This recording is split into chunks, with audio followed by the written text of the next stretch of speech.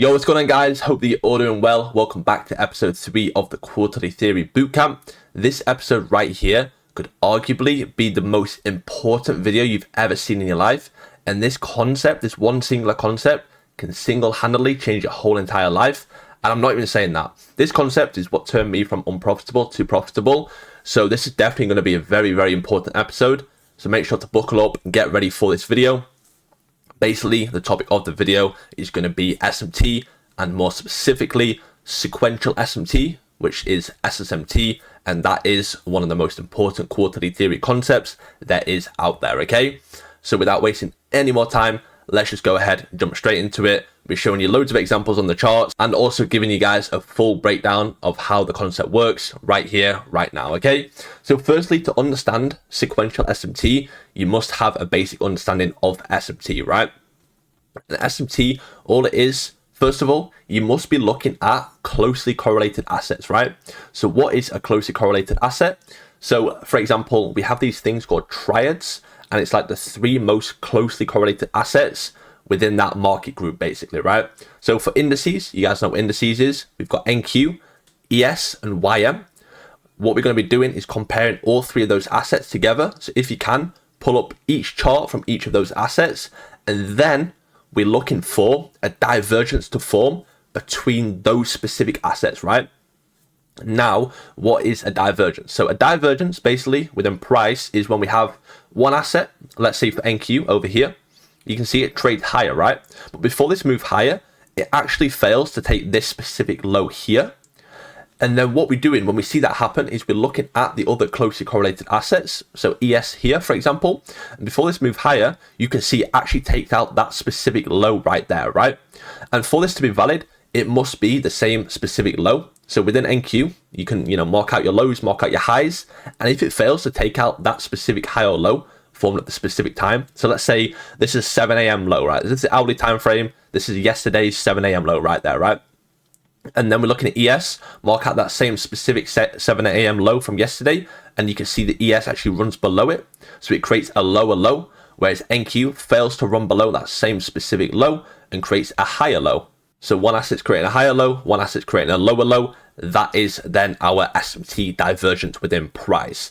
More markets that you can view it on, I'll show you very shortly. But for example, the forex triad consists of Euro USD, GBP USD, and then DXY. And you can look for the same specific thing within that triad as well. One thing to note though, within the forex triad, obviously DXY moves opposite to Euro and GU. So he's still looking for the same thing. But this, for example, on DXY would be, DXY is low, and then you'd mark out that same specific high on Euro or GU, for example, because DXY is inversely correlated, like negatively correlated, okay? But yeah, the same specific concept applies for every single market that you're looking at. As long as you're looking at those closely correlated assets, mark out those obvious highs and lows on each of the assets and look for the SMT divergence to form between those assets, right? And basically what the SMT divergence signals is it's pretty much going to always be there before pretty much every single market move, almost guaranteed before every single major reversal. But I'm talking even small retracements, small reversals that last a few hours or so. There's usually always going to be some sort of SMT divergence there. And what it does is shows strength and weakness within that specific market, right? So if we have ES taking out a low and NQ failing to take out the same specific low, obviously we know that these closely correlated assets should be moving in sync 24/7. So whenever one creates that divergence, that shows strength within this specific market and indicates a potential move higher, right? And then once that SMT divergence takes place, then you're anticipating the move higher, then you're looking for your specific entry model, which within later bootcamp episodes, I'll give you guys my exact entry model that I take right after this, right? So that is essentially SMT divergence explained. I will show you guys an example on the chart later on during the video as well. But now let's jump into what sequential SMT actually is, right? So firstly, before I show you any sort of example of how it should look on the charts or how it should look in general, let's just go over this table here like we always do for every single video, because when looking for sequential SMT, there are very specific timeframes that you must be viewing in order to look for that sequential SMT, okay? And I broke it down into simple form for you guys. Well, firstly, let's start here, right? So this little table at the bottom that we've got, these are the main triads that you want to be looking at for trading, right? So we've got the forex triad. I'm not going to read every single asset out, but you guys can see it. Indices triad, commodities. For commodities, you can also change out copper for platinum and just see whichever works best for you.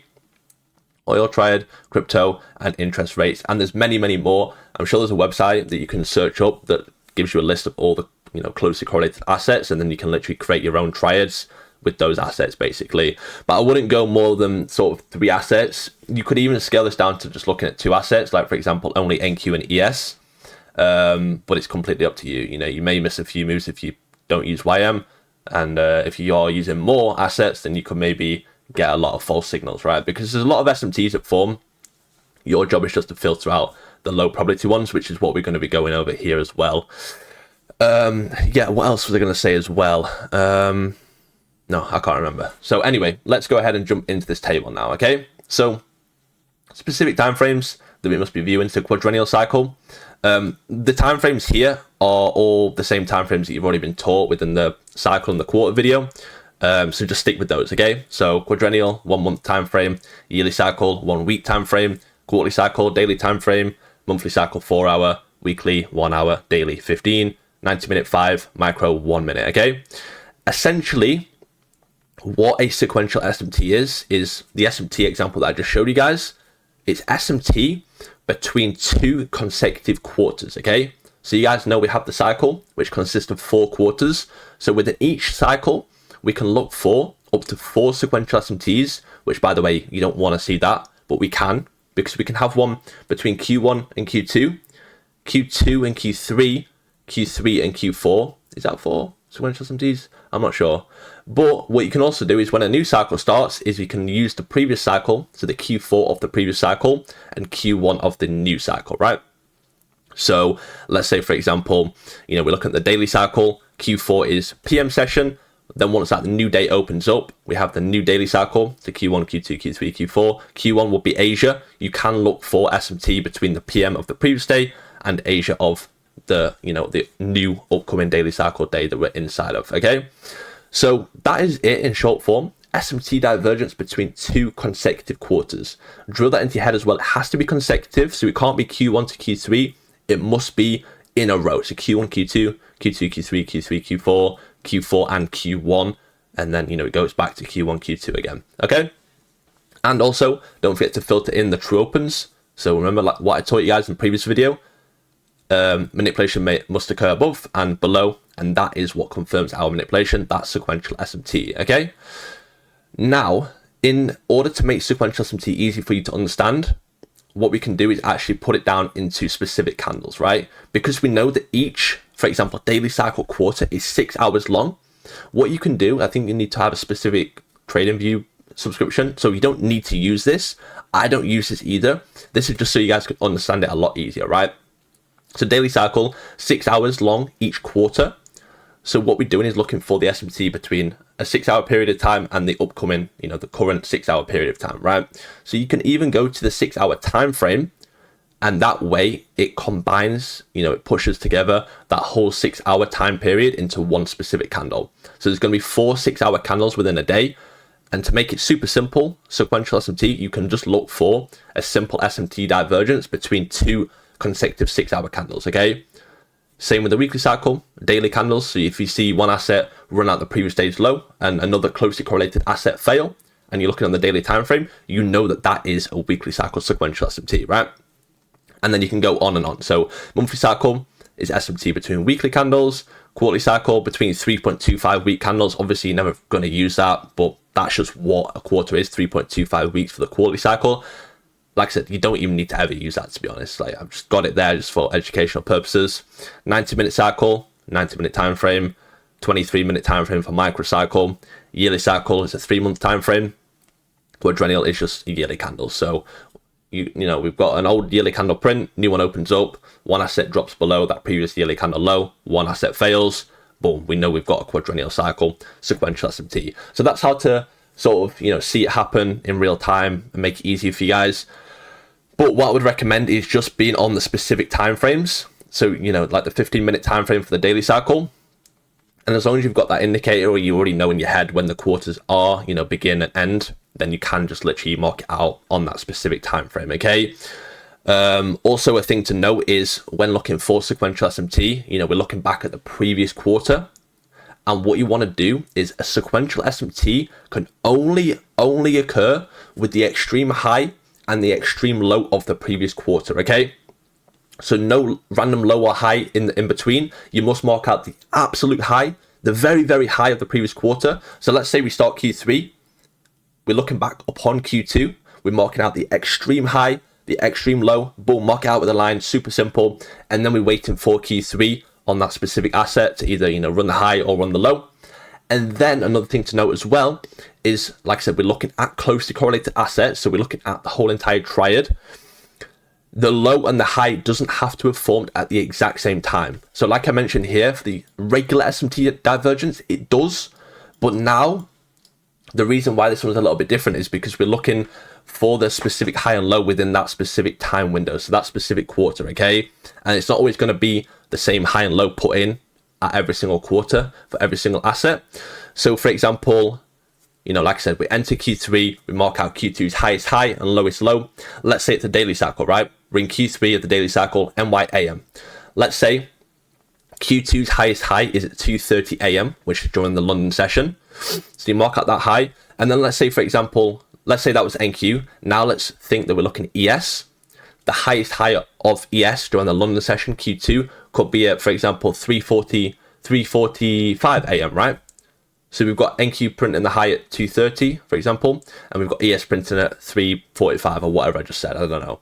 But my point being is the highs and lows don't need to be put in at the exact same time. The only thing that really matters is we mark out the highest high on all assets, wait for one to run above, and wait for the other asset to fail to run above that its specific highest high of the previous quarter, okay? So hopefully that makes sense. I'm going to show you guys a quick example, just one that I created myself, just draw myself here, and then we'll jump into some chart examples, okay? So sequential SMT example, as you can see, 2 quarters of time, Q2, Q3, we're marking out the lowest low.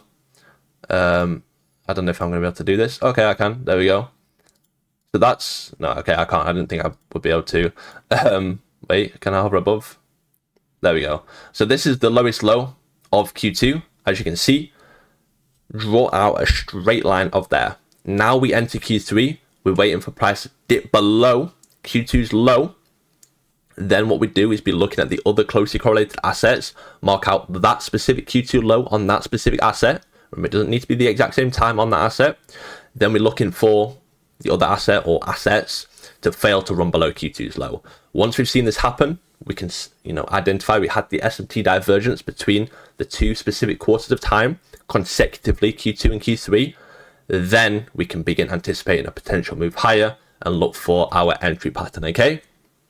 So hopefully that does make sense. Now let's just go ahead and jump into some chart examples and show you guys how this works in real time. I'll literally show you guys examples from literally yesterday or this week, because it's always there. It's always there.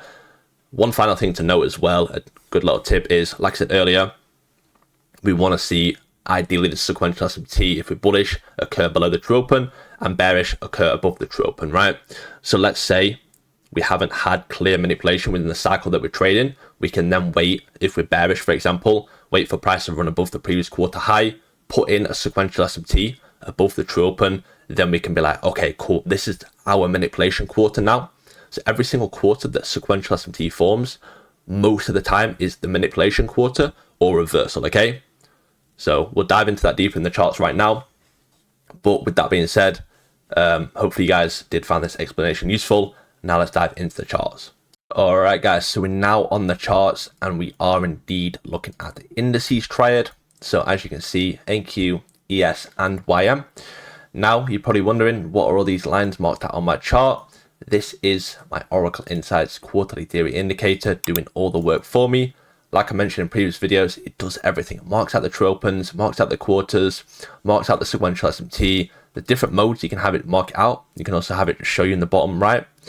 Really up to you, right? But yeah, obviously, you don't need to use that. You can still just mark out, literally like simply just mark out the lows. Or if you're pretty experienced, you can just sort of visualize, we know this low is here. we enter Q4 where, we're looking for a sequential SMT to form and then trade higher, for example. But all the lines that you can see marked are sequential SMTs. And just for a bit of context, look how powerful it is. Like, genuinely look how powerful it is. As you can see, it's pretty much always there before every single move. Retracements, actual moves higher, reversals, retracement, reversal lower, reversal higher. Like, it's just insane, right? It can do so many things. It can confirm expansions. It can give you indications of reversals, retracements, continuation, everything, okay? So I'm going to put this out here now as well. Sequential SMT confirms everything, okay? So no matter what cycle we're inside of, AMD X AMD, if we see a sequential SMT form, that is most likely our manipulation for that specific quarter. And then, as we mentioned before, whenever we have a quarter form manipulation, it tends to be followed by distribution. And that's when we can be super confident that it's going to be followed by distribution, is if the manipulation quarter forms sequential SMT, okay?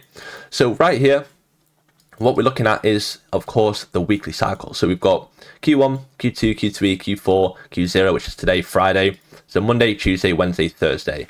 And another thing to note as well is sequential SMT, most of the time will put in high and low of no matter what cycle you're looking at. So in this case, this is the weekly cycle. As you can see, the low of the week, the low of the cycle was put in on Tuesday. Why? Weekly cycle sequential SMT. The high of the week, the current high of the week, why was it put in? Bearish weekly cycle sequential SMT, okay? So as you can see, NQ created that failure swing, ES and NQ ran out, Q3's high, so Wednesday's high, right at the very start of Thursday, and then that was our manipulation, okay? So how do we actually utilize this sequential SMT to trade each cycle? So as always, coming into each cycle, you want to have that bias, right? What is the cycle likely to do? As we know, the cycles are tied to candles.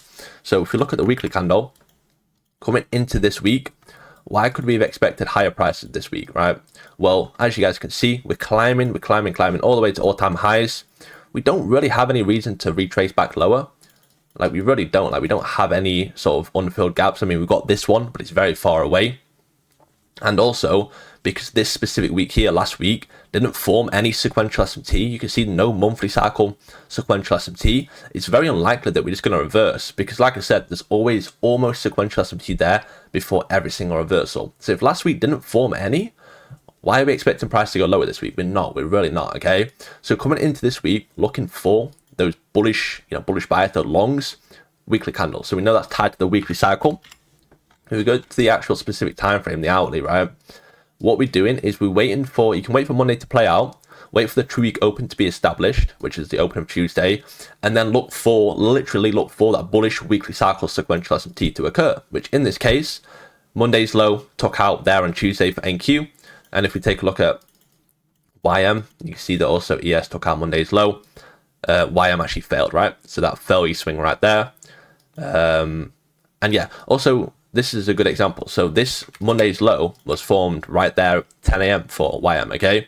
That's the low that we mark out for YM, because that's the lowest low of its quarter. And that specific 10 a.m. low is all the way up there for NQ, right? You can see it got ran out and just nothing happened, right? Because price only cares about its specific low of this specific asset. So Monday's lowest low, which is on that line, the candle that's on the line belongs to this new quarter, so Q1, Sunday 1800. This got ran out there at 11 a.m. on Tuesday, putting in that bullish weekly cycle sequential SMT, indicating that reversal is likely to happen. Pair that with the bullish bias that we had, and boom, what do you see right there? So Q2 manipulated, so like I said, and that's confirmed by sequential SMT, so therefore Q3 distributes higher, right? So it targets that previous week high, I believe it was. And it wasn't the previous week high, it's just the current high put in for this week. But you can see overall all-time high, so still just expecting higher until we get an actual bearish clear sequential SMT to indicate a reversal. So distribution, so sort of like continuation, accumulation, whatever you want to call it, Q1, Q2 manipulated below the true week open, bullish weekly cycle sequential SMT to confirm the manipulation. Wednesday, Q3, the following quarter, distribution higher. Then Q4, as we know, can either offer a continuation higher or a reversal. So how can we use sequential SMT to expect a continuation? Well, as I mentioned, sequential SMT is our manipulation and it can indicate a reversal, right? So until we get that, like we're not going to get anything. We're most likely just going to keep trading higher and higher and higher, right? So in yesterday's case, Thursday, if all assets would have run above Wednesday's high, I would have expected a continuation. But because we put in a bearish weekly cycle, it's only very small, as you can see. It's literally Q3's final candle of the day printed the high, and then Q4 Thursday opened up immediately, ran it out, and you can see YM didn't run it out, and you can see YM's candle was a different time as well. Q3's high was at a different time. Still worked very nicely, okay? So yeah, if all assets would have run out Wednesday's high, we could have expected a continuation. But because we got a bearish weekly cycle sequential SMT, I expected a move lower, right? And where could we have targeted here? Well, you can see we have discount of yesterday's range. Well, it would have been Wednesday's range. Price returned back to that beautifully. Because remember, this doesn't automatically mean we're going to get a full-blown reversal. Remember how I said you can use it for retracements as well. So the logical retracement target would be back to a discount to potentially then go back higher. And what did we form as well at a discount of yesterday's range? Another bullish weekly cycle sequential SMT, right? So now coming into today, because yesterday technically manipulated the highs and the lows. So now it's a little bit, uncertain. That's what's happened when we get opposing sequential SMTs on the high and the low. It can be a little bit tricky, but that's then when we apply, the narrative, the logic. Where does price really want to go in the higher time frame? To me, looking at the daily chart and whatnot, we could easily still just continue pushing back to all-time highs, to be honest, right? But then I can also see a reason why we'd go lower, and the reason why that is because you can see, if we look at the 4-hour time frame, we actually have a bearish monthly cycle sequential SMT, right? So you can see last week's quarter was taken out during this week's quarter here. You can see it was actually taken out pretty early on, and then we did get some nice displacement, and then we kind of just ran it out basically, right? So to me, we're still bullish, like we're still more or less bullish, because until we get nice clear displacement followed by the sequential SMT, we can't be sure it's actually going to give a huge reversal. But you can still see it did give a retracement lower to go higher. The SMT is still there, the sequential SMT is still there because YM hasn't taken its previous week high just yet. So we can still easily go lower. So it's a little bit uncertain right now. But yeah, you can see that's sort of how we could definitely end up going lower in today's price action. And yeah, obviously this is fractal. So daily cycle, we go to the daily cycle. I mean, you can literally see it playing out. This is today. This is a few hours ago, today's price action. I mean, it's just insane, bro. Bullish daily cycle, Q1, Q2, move higher. Bearish daily cycle, Q1, Q2, move lower. Like, it genuinely is insane. Q2, Q3, lower. Q1, Q2, retracement to push price higher, to form bearish sequential SMT to then get the real move, right? So this is why what I said, there's a lot of SMTs forming, but your job is to filter out the lower probability ones, and you can do that by zooming out to the higher time frames. Where is price going? What is price likely to do? Then trust the ones that are in line with that bias and narrative that you've got, okay? So yeah, let's go ahead and jump into one more example here. We'll just pick a random time frame. We'll go to the 90-minute cycle. I mean, do I even need to show? I mean, it's just insane. It's just always there, bro. Always there, right? Let's just go back to a random cycle up here. So was this yesterday's? Yeah, this is New York AM yesterday. This is not really what you want to see as well, by the way. You can see we got 1, 2, 3, 4 back-to-back sequential SMTs. A clean cycle will form one sequential SMT, then the following quarter will distribute, because that's what we usually want to see, manipulation, distribution, right? Then we can look for a potential opposing sequential SMT for the reversal. If we don't get sequential SMT, expect a continuation lower. So if we do get many back-to-back, that can be a sign of low probability conditions. So yeah, if you can't tell where price wants to go in the higher time frame, just stay clear of that price action, because it can lead to consolidation as well. So you can see here, bearish, bullish, bearish. You can see it kind of leads to price chopping up, but then eventually the real move does prevail, and you can see we get that move lower, right? And that's because we had that higher time frame sequential SMT being the weekly cycle on Thursday, right? You guys remember I showed you it was all the way up there or something. I mean, we even got a 90-minute cycle right there as well when we got the weekly cycle. So this is what you can do. You can use multiple cycles of sequential SMT in combination. So you can use like a higher time frame one, confirm that by a lower time frame one, right? And what I mean by this is, for example, if you're going from a weekly cycle, sequential SMT is your higher time frame, you can then use a daily cycle or a 90-minute cycle. I wouldn't go much more than 2 cycles lower. So I wouldn't go from a weekly straight to a micro. a weekly to a daily is fine, a weekly to a 90 is fine. Okay, so keep that in mind as well. So same with the daily cycle, you can go from a daily to a 90 and then a daily to a micro, and then obviously lower than that is a nano. I wouldn't go from a daily to a nano though. Okay, so hopefully that makes sense. Do we have anything else to speak about here? Yeah, I mean, that is essentially just it. So identify your bias for the cycle, look for that manipulation above or below the true open, have that manipulation confirmed by a sequential SMT. Okay, yeah, it's not always going to be there, but for me, I don't take a trade until I see at least one sequential SMT, okay? So I find my bias, find my narrative, wait for a sequential SMT to confirm that, okay? So come into the day, are we bullish or bearish? Bullish, okay, cool. Look for a bullish sequential SMT, ideally a daily cycle or a 90-minute cycle, or, you know, obviously a weekly cycle. You don't really just want to use like a microcycle to confirm your bullish daily bias. If you go back and back test, most of the time it will be a daily cycle or a 90-minute cycle, putting in high or low of the day, okay? And that's fractal. So weekly cycle, putting in, you know, the high and low of the week. Monthly cycle, putting in high and low of the month. Usually always there, okay? So make sure you do go ahead and backtest yourself, backtest it, sorry, and you'll find really, really magical things.